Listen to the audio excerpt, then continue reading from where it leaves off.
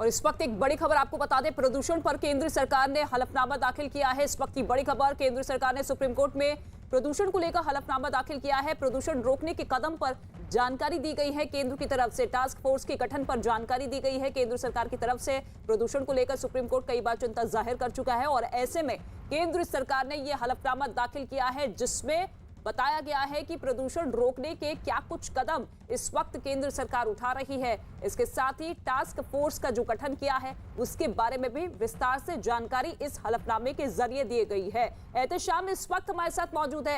एहतेशाम, हलफनामे में क्या कुछ कहा गया केंद्र सरकार की तरफ से?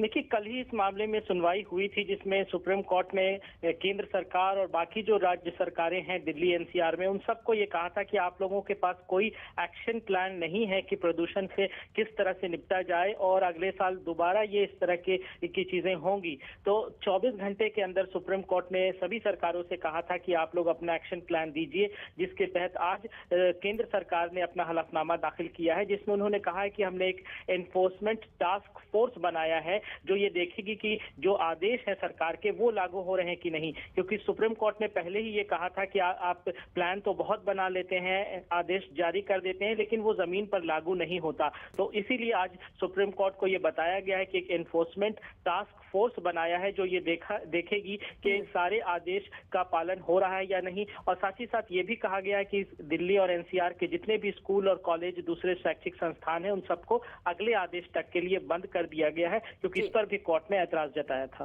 ठीक है, शुक्रिया एहतेशाम इस तमाम जानकारी के लिए आपका। Corona virus